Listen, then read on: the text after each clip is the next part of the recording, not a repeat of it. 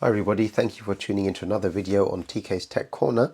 Today we're going to be taking a look at two controllers that I've done independent reviews on before. These are both Android mobile gaming controllers, and I thought I'd do a comparison of the two because these two out of the lot of controllers that I have done reviews on are very similar in terms of their look and design and look and feel, the way they hold the phone, etc. So we're going to have a just quick comparison on these, talk about some key features, nothing too major, the grips, how they feel, the comfort, ease of getting phones in and out of the devices, and the support or compatibility for other Android devices as well, right? Or types of phones, namely a folding device like this one here, the Fold 4, because that's the phone I primarily use. So the boxes, I'm just going to quickly open these up. I don't think there's much in them other than for the Kishi V2, this one here, the Razer Kishi V2. We do have some adapters that allows you to adjust the phone being held for different thicknesses of maybe case or whatever it is that you're using. So there's that there. And the backbone doesn't have anything similar at all. There's nothing else in the box with the Kishi, and the backbone box, if I remember correctly, is completely empty. There's nothing in there. So I'll just quickly go and pop that open just to confirm that that is the case. As you can see, nothing in there, empty, old box. So let's get these out of the way as quickly as possible because we don't need them anymore. And let's just talk about these controllers. So no doubt you can probably see the similarities, as could I when I bought these immediately, right? Size wise, they're pretty much neck on neck. They're pretty much identical. The design is very similar. They've got this sort of design here which leads out towards the bottom edge and it curves back in where your palms, I guess, would rest when you're holding the device like this. And the back here, the back plate that stretches open where the phone rests there, or doesn't really rest there to be honest, it floats a little bit, is stretchy as well. And maybe if I stretch it here, we'll see it stretch through roughly. We can see roughly on the mat there the markings that it's stretching to, roughly where this circle is here.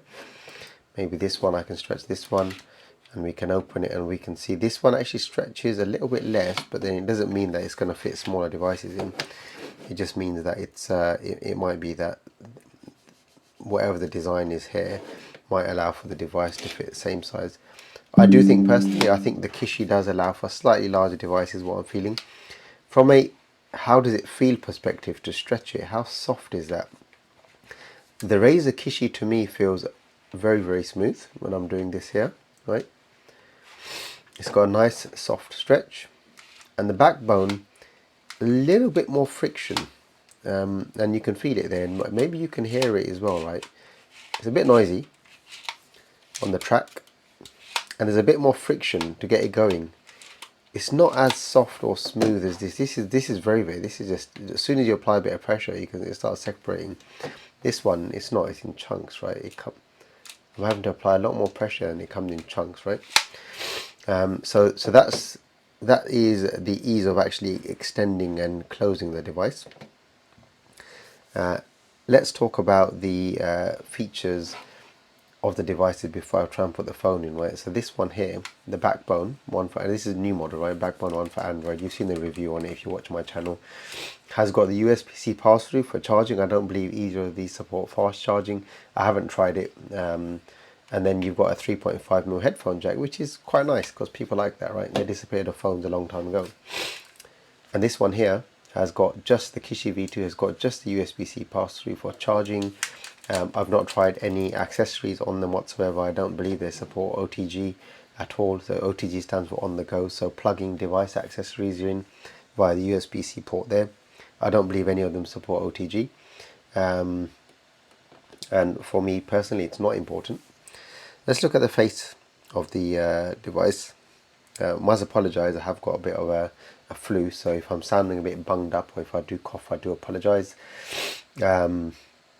Right, so what have we got here? Face buttons, AVXY, same order, same configuration. The buttons on the Kishi are a little bit closer together, so your thumb rests quite comfortably on all four buttons there. Whilst on the backbone, they are a little bit further spaced apart, which isn't necessarily bad. It does mean you're moving the thumb a little bit more to get to all the buttons, and they're equally not as easy to press. So they've got nice click. You can hear that clickiness, right? But they're not as easy to press as these. They use nice micro switches. For me personally, the micro switches on the Kishis feel a lot nicer. They're easier to press, and given the positioning of these buttons, for me personally, I think it's a lot nicer. Your thumb's doing a lot less in terms of moving, a lot less effort to press these things. And when you're holding these small fiddly things right on a mobile, you want these things to be as comfortable as possible to press, right? There are other controllers. I'm going to compare a lot more controllers, right, in the future, near future, because I've got another one coming hopefully next week as well. Not necessarily a new device, but something that I haven't had my hands on yet. So I'm going to be getting one of those, and we're going to be testing that out. So I think for me so far, the Kishi is winning. This is a completely unbiased review. I bought both products myself. They both cost the same money. They're both £100 a piece. So this review is completely independent. It's not sponsored. I'm saying what I feel about each controller based on my experience of using them. Right, so the micro switches for the ABXY buttons and the placement of them to me feels a bit nicer on the Kishi than on the Backbone one. The analog sticks, now the analog sticks on the Backbone, maybe because it's newer and I've used the Kishi, I haven't really used the Backbone one other than that one video review I did, right? Feel very fresh, very nice. I've played a few hours worth of gaming on this at least. These also though still feel buttery smooth, right?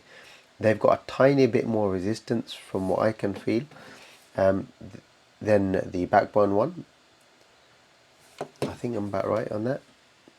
Yeah, a tiny bit more. And to me, that resistance here is spot on. These ones, I know people don't like it, right? These feel like the Switch control sticks to me now. I personally like the Switch control sticks. I'm allowed to like them. Right? It's my personal view. I know some people don't like that when I say that. To me, they feel nice. I like this. I like the size of these. They feel great. And from a placement perspective, what I notice is here, I think there might be a slight advantage on the Backbone because the analog stick, the right analog stick, is a little bit into the left, so your thumb's not sitting as far out. It's a little bit more in. That's a little bit more natural, right?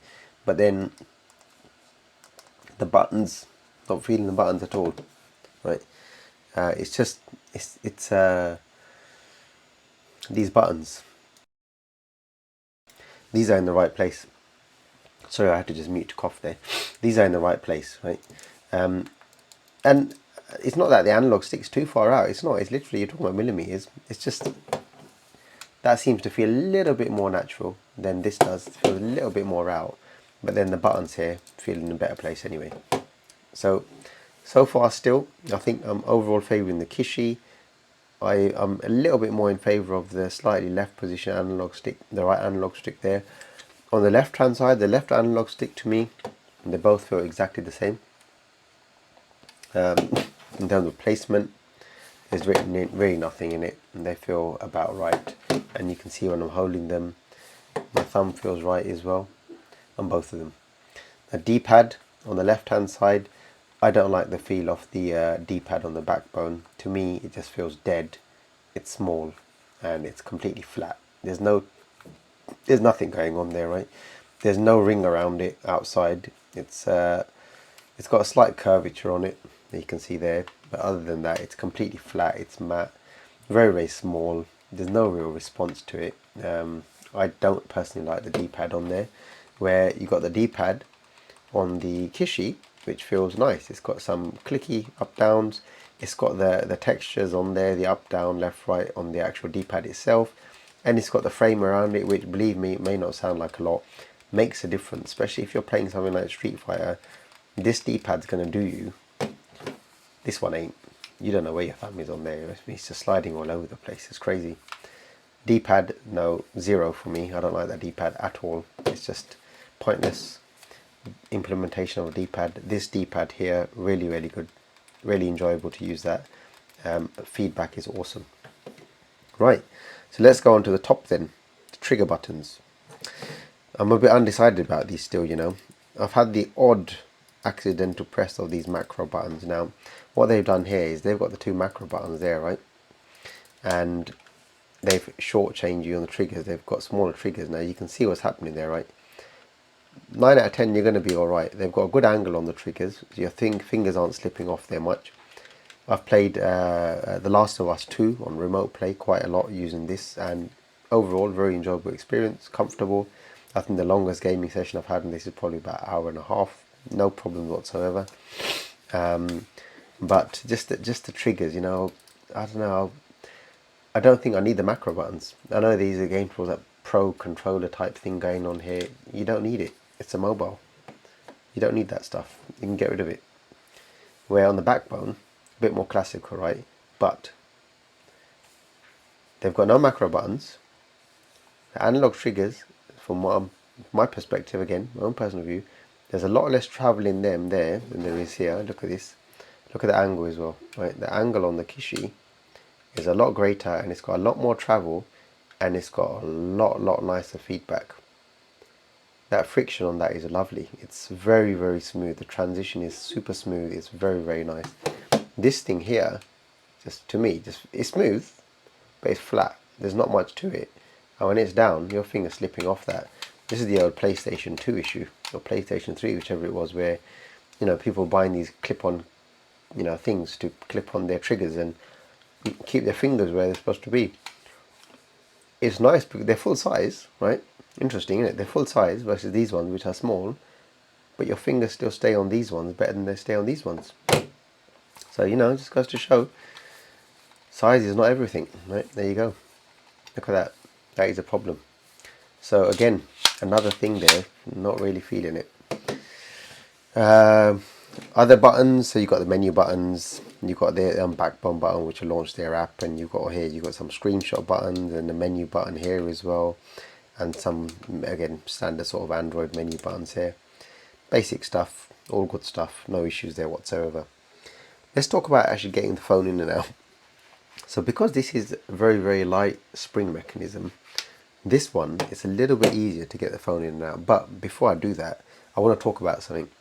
When I did the initial unboxing and review of the backbone, I said the fold didn't work in there. I was wrong. It does work in there, because I messed around with it a little bit after the video because I was a bit frustrated, right? And apologise for the really dusty internal screen. It does go in there, but it's still not great. It's not ideal, and it's because of this silly decision they made to have this sort of you know, this shaping or this molding here for what a traditional smartphone would be. Now, if I slightly hinge this phone up, now this is with the case on. I'm doing it with the case on, right? If I squeeze it in, this is actually working, right? So it is actually working, but that's ridiculous because you're not going to play with this thing folded open. I like this, right? If I completely, you can see what's happening to my case there as well. I was trying to pop my case off, right? So I'm probably going to destroy my case here. Look what's going on there. If I do it without the case, it does work. I can get it working. I think I'm pretty sure I did get it working open, but I'll be honest, well, it's not working anyway. It's a fiddle, right? It's a fiddle. So yes, it does work, right? I was wrong. You can see it's working there, right? It's definitely working, but I would never use it because it's not holding the phone securely enough, and I think there's a good chance that this phone could quite easily slip out. If you're getting a bit excited in gameplay, it's, you know, there's too much wiggle, there's too much movement. It's not held firm, and it's not something I would be using for the fold, unfortunately, at all. So this is going to get very little use. Again, Note 10 fits in there fine. I'll probably be leaving that in there just to mess around now and then, right? Throw some games on and just mess around with it there. And you could see it wasn't that bad in terms of getting the device in and out, but fiddly because of the fold, right? If it was a normal phone, no problem whatsoever. Let's talk about the Kishi then. Very light spring mechanism. None of these, by the way, just before I go into them, none of these, right, have a an adjustable USB-C port. There is one controller I've done a review on, which is the Gameser X2, and the Pros the game says do have, and I think they've patented or trademarked that. Patented, I think the USB-C port is flexy, so it bends up and down, makes it very easy to get the device in and out of these things. So no one else can use that. But even Kishi doesn't have that, right? No flexiness in that port whatsoever. What the Kishi does have is Kishi has these adapters, and I showed you them at the beginning of the video, where you can lift these adapters, you can lift these bits out, and you can change them. So if you're using a slightly thicker case or thinner case, to still try and get some sort of support on your phone. And what I found that with the Kishi, with the case that I'm using, as long as I don't have a support on this side and I have a support on this side, I can leave the case on my fold, and I can get the phone in quite easily, right? And I'll show you that there. I'll learn the port that's immediately in, and it will hold the phone very, very sturdy, and I can have a good gaming session on that. No problems whatsoever, right? For PlayStation Remote Play, I use this PS Play app because it's better than the original one, and Remote Connect works absolutely fine on there. Let's see if I can get it working. Let's have a look there. Let's do Wake and Connect, because the PlayStation is asleep, so it has woken up now. I can see that's just woken up there.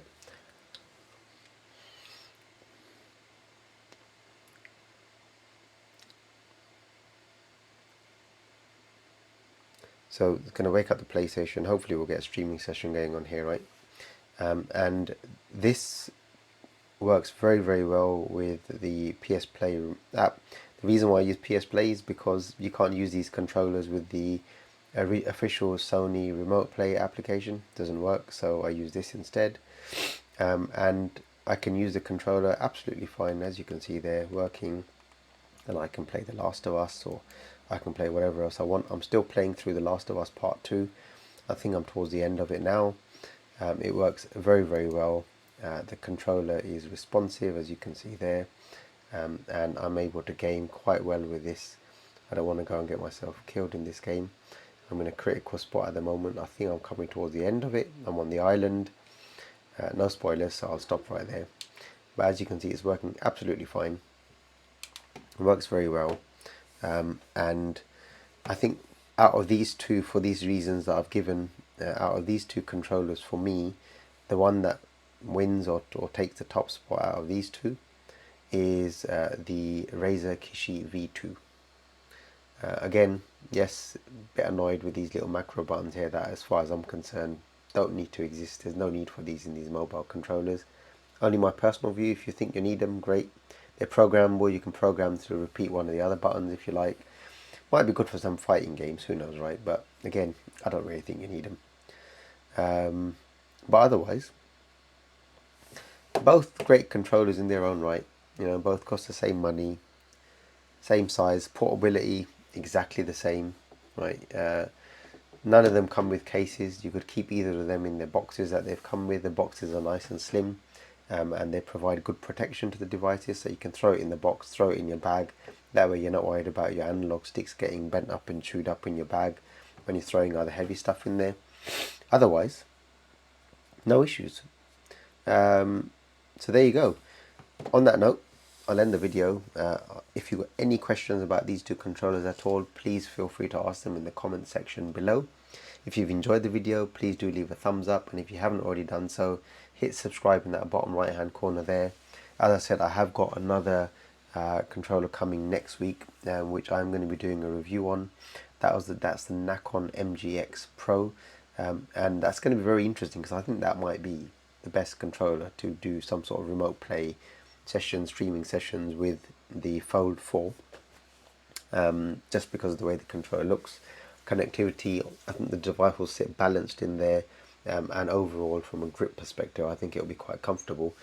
That's only based on looking at it. I've not checked any reviews on it myself, because when I give my own reviews, I want to give my own feedback firsthand. So I don't watch other reviews before I post my own reviews, because I like my reviews to be as natural and firsthand as possible. So you know, you get the first-hand experience from me, as genuine as it possibly can be, right? So there you go.